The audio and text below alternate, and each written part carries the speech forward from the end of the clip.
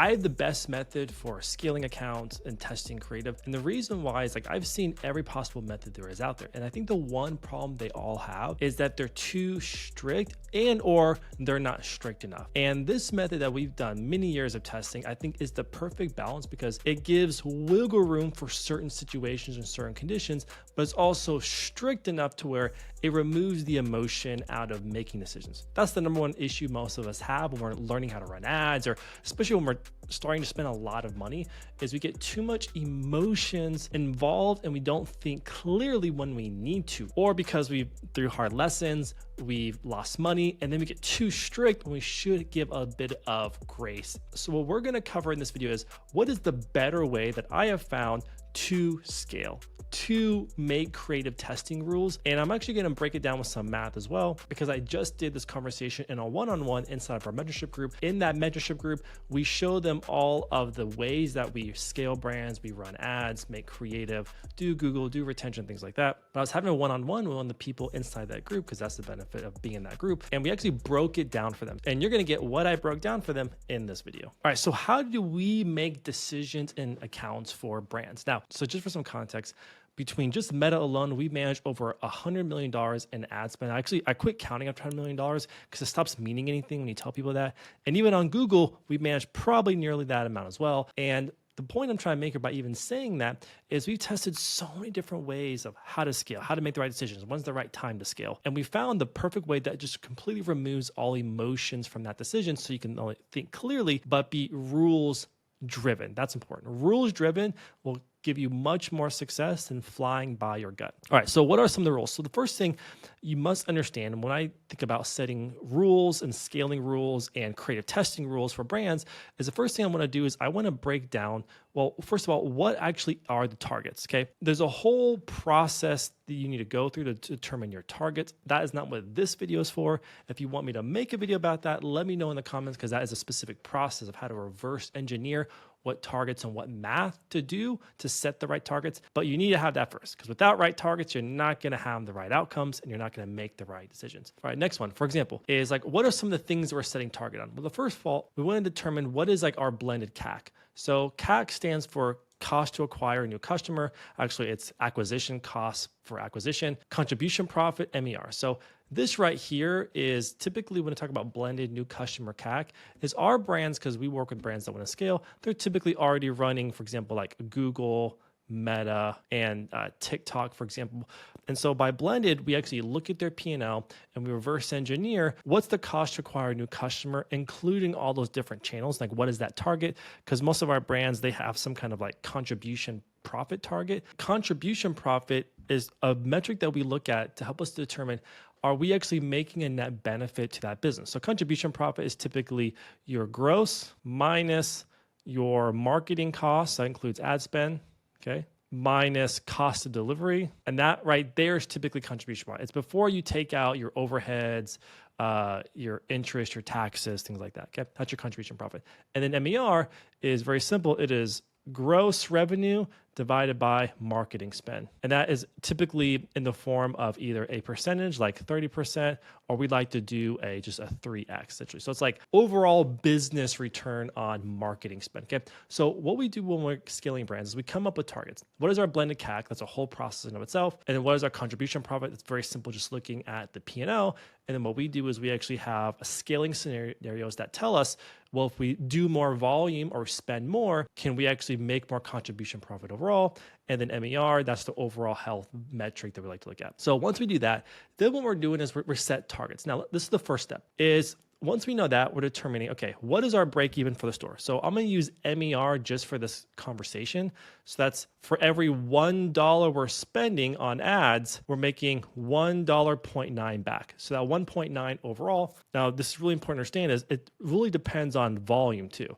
I've made other videos that shows the relationship sales volume has with your targets and how much less of a return on ad spend you can accept. For example, if I have a brand that's spending $100,000 a month with that spend at a certain target to cover all their overheads, for example, they may need like a 3.5 return on ad spend for that just to cover their overheads and make some profit. But if I were to take that same brand, and I can prove this to you with math, I could actually spend $200K or $250,000, and actually I can make more profit overall at a 2.5 or a 2.2 return on ad spend because I'm doing more volume overall. I'm not gonna cover that in the video, but the first thing we do is we're set the target. So what is our break-even point? What's our desired? So for example, our desired is typically including the amount of profit we wanna make. So the next part is now, before we're making any decisions, we are looking at the macro. Now, this is at the ad account level. So for example, let's say I'm a brand and I'm spending $100,000 a month. I need to make decisions. Are things good or are things bad? That's just part of the things I do every single week, determining what do I need to do on the marketing front. The first step is looking at the macro means I'm looking at MER. So for example, is we look at the entire business, okay? If our goal is a 2.9, that's our goal, and my break even's a 1.9, logic's gonna tell you if I'm in between this, I'm not doing what I want. But if I'm like at a 3.5, things are good, right? So it's like, this is bad, 1.5x return is terrible, right? We can understand this very simple scale. If I'm at a 1.9, that's my break even, that's not great, that's bad. If I'm in between 1.9 and 2.9, this is okay, not great, but it's okay. But if I'm over 2.9, this is amazing. I'm making so much money, right? I think we can understand that. Number one, how I make these decisions. So we're going to do this in the order of what do I do when I'm running ads at the macro level? Then what do I do at the campaign level, the ad set level, and then the ad level? This is the order that I'm taking you through this video. So first of all, has my store hit the contribution profit? Or if your target is like an MER, that's fine too. Have I hit in the last 3 days? So what we like to do is, and this is something that you're going to learn throughout this video, is we like to do upper and lower bounds. So for example, this is lower, plus or minus 25%. This is at target, and this is upper, okay? Makes sense. So if our target is 2.9, 25% less of my target is a 2.2, 25% above target is a 3.6. Make sense? So I'm either, and anything beyond this is over 25% bad, anything above this is over 25% good. So for example, if my goal is to do a 2.9x return, we're using MER in this example. If I'm at a 2.2, that means I'm 25% below my target. Okay, that means for every $1 I'm spending, I'm getting $2.20 back. But if I'm spending $1, I'm getting $3.60 back overall, because that's what MER is. That's great. Anything above that is above that. So here's how we make decisions. Before I even touch the ad account, before I touch the campaigns, the ads, I look at this first. So for example, if I'm at a 2.2 or worse, is there something that's controlling it? Macroeconomics. When tariffs hit, our brands went down. There's an economic factor that we can't control there, okay? Does something happen? Or did my best seller run out of stock? Anytime we have a brand and they're scaling and crushing, their top seller runs out of stock, guess what? Performance is gonna go down, okay? If those two things didn't happen, if the outlier circumstances isn't happening, then we have to make decisions in the ad account. And that's when we move on to step number 2 is I zoom into the ad account. We'll get to that in a second. While we're doing that, let's keep doing what we can organically, email, SMS, just to get some more money and profit, okay? If I'm at target, I make very little or no changes, maybe just create more creative. That's pretty much it. If I'm well above target, that means that's awesome. I'm crushing, okay? And I can be aggressive here or I can be conservative. Really what you want. If you're right at 3.6, which is above 25%, be conservative, start increasing spend. But if you're just absolutely crushing, you're like 25% or above your target, now it's time to have fun and be really aggressive. Now we're gonna move on to step number 2. So just to pause here, before I make any change in the ad account, I first ask myself, do I need to make changes on the macro of the business? Am I at my target? Am I below my target or am I above my target? Based off where I'm at, then I zoom in to make decisions on the marketing front, whether that's Google, that Meta, Klaviyo, email, whatever. All right, next step. Now we're gonna look at the ad account. All right, so we talked about targets. So just to recap, when we set a target, we have target, then we have, I'll do it down here, worst 25% plus 25%. So we use this criteria every time. And I mentioned this in the beginning of the video, is the reason why we do this. Because it gives both strictness as well as flexibility when we need to be. Because Meta and Google, things can be volatile. You can be coming into a week or a month where things are really good. You come into another week or a month where things aren't as good because nothing is ever constant when it comes to running marketing. It's never the same. It's never constant. What worked last year is not going to get promised to work a year from now. That's just how it is running a business online. So what that means is like we set some forgiveness, some grace based off of once we know the brand, their margins, their profit, their risk tolerance, and their cost and their overhead, we set these bounds of margin that we can give some flexibility. Because sometimes, this is crazy. Like sometimes I'm running a meta ad account. I can be crushing for the next month, and then like 3 or 4 days are terrible. Maybe even a week is terrible. I have learned that sometimes I just need to give a little bit more grace and flexibility. And then whatever reason, meta had a weird week, that happens. I touch nothing and it goes right back to where it was. That doesn't happen all the time, but I've learned that those times do happen. And if you go around change things when you're not supposed to or don't need to, you can screw yourself, okay? So we look at the ad account. All right, so for example, let's say I have a CBO campaign and I have an ad set, okay? My CBO campaign is at a $45 CPA. My ad sets are at $49 CPA. Make sense? So how I make these decisions is I go back to these. I look at, for the target for that campaign, $45 is what the actual is, and here's what's happening in each ad account. I look at the same thing. This is my upper bound, my lower bound. So this is the cost to acquire a customer. So if my target to acquire a customer is $50, if I'm $37 or less, which is cheaper, great. Increase budget like this, okay? If I'm at target, I pause ads that aren't working. I maybe do nothing, okay? If I'm at target, I do nothing. And if my cost to acquire a customer is over $62, which is way too much, that's when I start making hard decisions. All right, now let's look at the ad account. So here I have an example where I have a CBO campaign has ad sets inside of it. When we're making decisions at the campaign level, and we always do it in this way, macro, business, then campaign, then ad set, then ads. That's always how we make our decisions, okay? So I look at the ad account and meta specifically. I look at a CBO campaign, and the CBO campaign is at a $45 CPA. I always start here because if my campaign is hitting target, I do nothing, even if these ad sets inside are varying levels of CPA. But if I'm not hitting target, then I look at the ad sets like this. So I have these ad sets. My target is to have a $50 CPA. That's my target. That's what I want to hit. This campaign is hitting it, so I would do nothing. But let's say it's not hitting it. Then I look at these. This is below $50. This is below $50. Well, cool. This is not hitting, right? Okay, so what would I do? For the ones that are hitting it or beating it, for example, I make these kinds of decisions. So number one is, where's my CPA inside that ad set? Well, if I'm hitting target, I'll probably just pause some ads that aren't working. I'll pause ads that are over 25% of target, okay? If an ad is getting a lot of spend but not hitting target, I'll check the one-day click attribution, or I'll maybe restart some ads that had delay attribution. So if there's specifically, these are target or less, I make these decisions.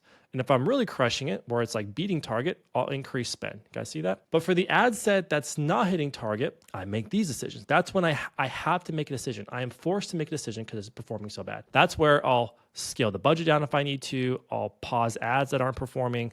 I'll reactivate ads, and maybe I'll turn ads off and graduate a winner, right? So I look at the campaign level. And then what I do is I want to look at so that's what I do at the ads level. Now, what do you do about the ad level? And this is where we're gonna do some fun math together. Let me give you an example. So these are our creative testing rules. We're gonna go through this right now on this video. This is exactly the rules that my team uses to scale brands. So we're gonna take an example. So first of all, is CPA is cost to acquire a customer. It's like CAC number, okay? So let me just write out these acronyms. So CPA, cost, really per purchase, okay? Makes sense, okay? Then you have OBC, right? This one right here, that's outbound click cost. That's what that is, okay? And KPI stands for key performance indicator, which you guys know what that is. All right, so here's our creative testing rules.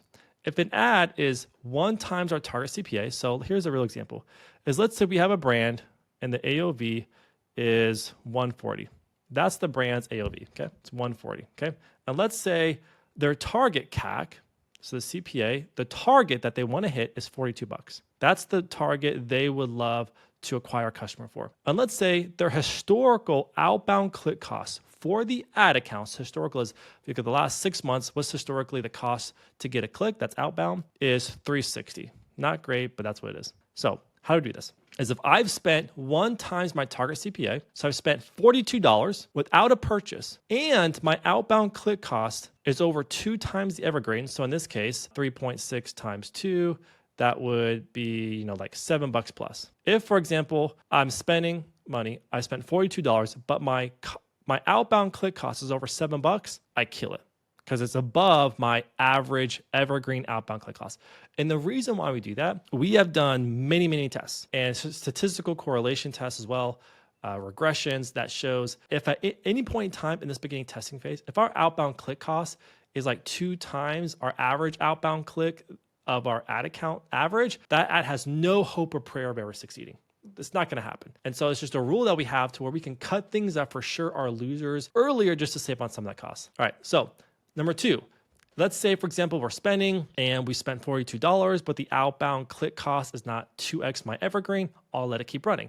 So let's say now I've spent 2 times the CPA, which 42 times 2, that would be $84. So now if I spend $84 without a purchase, I kill it. Let's say I'm spending, and now I spent 3 times the target CPA, okay? So was that 3 times 42, be 126. So if I spent $126, and maybe I've gotten a purchase by then, because if it's still running, you've already spent past the 2x mark. Now you typically at least gotten a purchase. But if that purchase is not within 25% of my target, I kill it. So for example, 42 is my target. So we'll put it right here.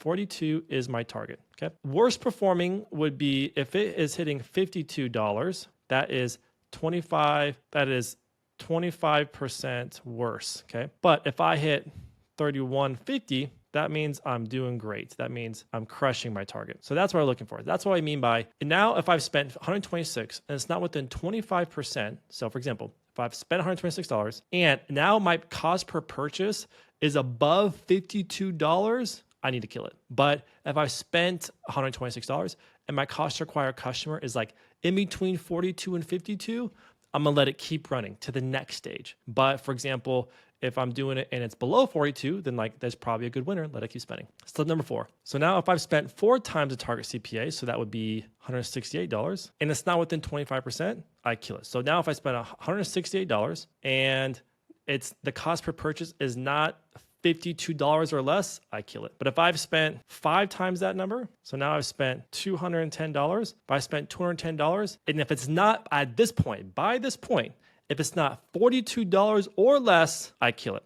So you can see this method, it gives flexibility, but also strictness when you need it, so that you're giving ads more chances of success by not letting them run wild or free. But then when the time comes, you have to make a decision. We have a very hard kill rule. And personally, I have found way more success doing this. I have found it gives the perfect balance of both giving freedom as well as strictness when needed when scaling and running ads. And listen, guys, I have a big team. It's not like these are only working for me. It's working for all of my team and all the brands we work with, and in the mentorship group where we teach people and teach brands how to run marketing, how to run ads. So this works. It's been proven a lot. It's been proven millions of spend. It takes a bit of work, but I found it is the best way to scale brands and to make the right decisions in the ad account.